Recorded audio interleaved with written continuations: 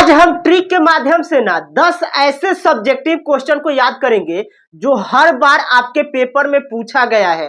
हर बार पूछा गया है इसका मतलब यह है कि इस बार जो आपका एग्जाम होने वाला है उसमें भी पूछा ही जाएगा। ये कभी मत सोचिएगा कि हर बार पूछा गया है तो इस बार नहीं पूछा जाएगा, एकदम पूछा जाएगा। इतना प्रायोरिटी है ना इस क्वेश्चन की जिसका कोई जवाब नहीं।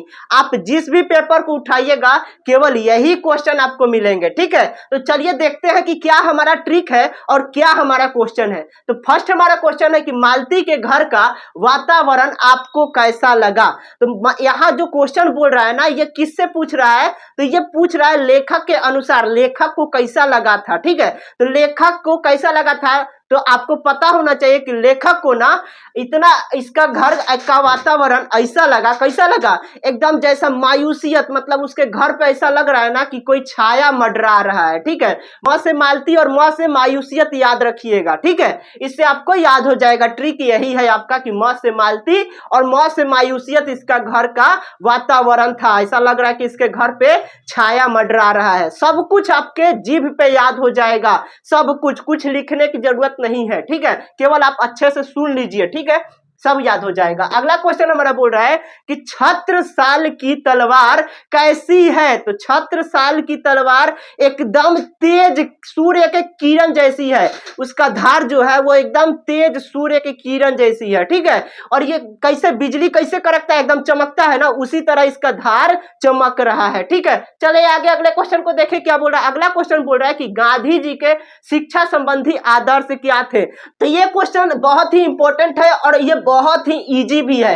अगर आपसे ही बोला जाए, आप अगर इंग्लिश मीडियम से पढ़ रहे होंगे या फिर हिंदी मीडियम, किसी भी मीडियम से अगर आप पढ़ रहे हैं, अगर आपको ये बता दिया जाए कि अगर आप जिस भी मातृभाषा से बिलोंग करते हैं, चाहे आप संस्कृत, उर्दू या फिर बंगाली, जो भी आपका भाषा हो मातृभाषा, बहुत सारे बच्चे भोजपुरी से बिलोंग करते होंगे, तो आप लोगों को कितना अच्छा लगेगा, कितना मजा आएगा और कितने अच्छी तरीके से आप समझ पाएंगे ना। अभी सब कोई अभी बहुत फेमस हो चुके हैं हमारे खान सर, सब कोई उनका वीडियो क्यों देखता है जी, तो वो भोजपुरी में यानी कि मातृभाषा में बताते हैं। तो ठीक उसी तरह गांधी जी भी शिक्षा के संबंधी में यही बोलना चाहते हैं कि अगर बच्चों को ना उनके मातृभाषा में समझाया जाए तो वो बड़े अच्छी तरीके से समझेंगे, ठीक है। चले आगे अगले क्वेश्चन को देखें क्या बोल रहा है। अगला क्वेश्चन हमारा बोल रहा है कि चंपारण क्षेत्र में बाढ़ की बढ़ने का क्या कारण है।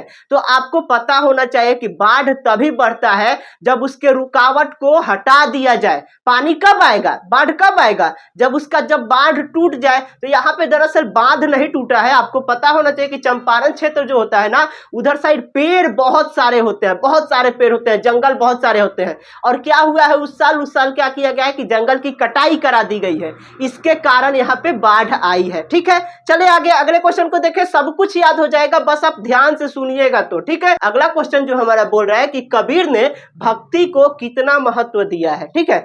तो कबीर जो है ना, कबीर दास जी, वो क्या बोले हैं कि भक्ति के ऊपर ना कुछ भी नहीं है, भक्ति को सबसे ऊपर रखे हैं। जिस तरह आज आप किसी चीज को महत्व नहीं ना दे रहे हैं, टाइम से खाना भी नहीं खा रहे होंगे, नहा भी नहीं रहे होंगे, बस केवल पढ़ाई पढ़ाई पढ़ाई, ठीक उसी तरह कबीर दास जी जो है वो भक्ति को सबसे ऊपर रखे हुए हैं। चले आगे अगले क्वेश्चन को देखें क्या बोल रहा है। अगला क्वेश्चन बोल रहा है कि हृदय की बात का क्या अर्थ है। हृदय की बात का क्या अर्थ है जी, तो हृदय की बात का इतना शानदार सा अर्थ है जो कि आपके प्रैक्टिकली जीवन में आप अनुभव कर रहे होंगे। क्या कि अभी आप देख रहे होंगे बहुत सारे बच्चों के साथ क्या होता है कि इमोशन के साथ खिलवाड़ होता होगा, किसी का ब्रेकअप हो गया तो किसी का कुछ हो गया तो किसी का कुछ हो गया, फिर भी माइंड को कॉन्सेंट्रेट करके रखा है कि नहीं जी हमारा बोर्ड एग्जाम है, हमको पढ़ना है। तो हृदय की बात का केवल यही अर्थ है कि किसी भी परिस्थिति में माइंड को एकाग्र, क्या चीज इंपॉर्टेंट है उस चीज के पीछे फोकस करना, उसके सामने फोकस करना, यही हृदय की बात का अर्थ है। सब कुछ एकदम आसानी तरीके से आपको याद हो जाएगा, बस ध्यान से आप सुनते रहिए। और जो भी इसका पीडीएफ नोट्स नहीं लिए हैं अभी तक, वो जाके हमारे डिस्क्रिप्शन बॉक्स में मैंने टेलीग्राम चैनल का लिंक दे दिया है, वहां से आप ले लीजिएगा। चलिए आगे अगले क्वेश्चन को देखते हैं क्या बोल रहा है। अगला क्वेश्चन हमारा बोल रहा है कि शिक्षा का क्या अर्थ है। तो शिक्षा का इतना सिंपली अर्थ हमारे जिद्दीप कृष्ण मूर्ति जी ने बताया है। क्या बताया है कि फिजिक्स केमिस्ट्री को केवल पढ़ना ही शिक्षा नहीं है, उसके बाहर अपॉन्ड, मतलब उसके बाहर जो जीवन में हमारा क्या अर्थ है शिक्षा का, ये बताया है उन्होंने कि आप चीजों को अच्छे से समझ रहे हैं कि नहीं, अंडरस्टैंडिंग कर पा रहे हैं कि नहीं, कि कहाँ क्या बोलना है, कब क्या करना है, कब सोना है, कब जागना है, कैसे रहना है, इसी को शिक्षा बताया है। ठीक है, केवल फिजिक्स केमिस्ट्री को पढ़ लेना ही शिक्षा नहीं है, जिद्दू कृष्ण मूर्ति जी ने बताया है। चले आगे अगले क्वेश्चन को देखते हैं, क्या बोल रहा है कि लोहा का क्या अर्थ है, लोहा का क्या अर्थ है।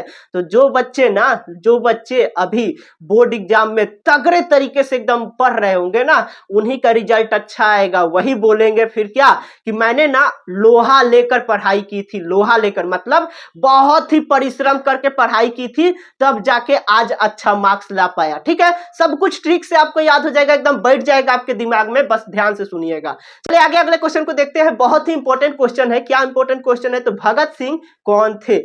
भगत सिंह कौन थे, अब ये कौन नहीं जानता, जो नहीं जानते प्लीज उनसे मतलब हाथ जोड़ के रिक्वेस्ट है, इनके बारे में जरूर जानिए। बहुत ही लेजेंड व्यक्ति थे ये, बहुत महान, जितना भी मैं इनके बारे में बोलूं उतना कम ही है।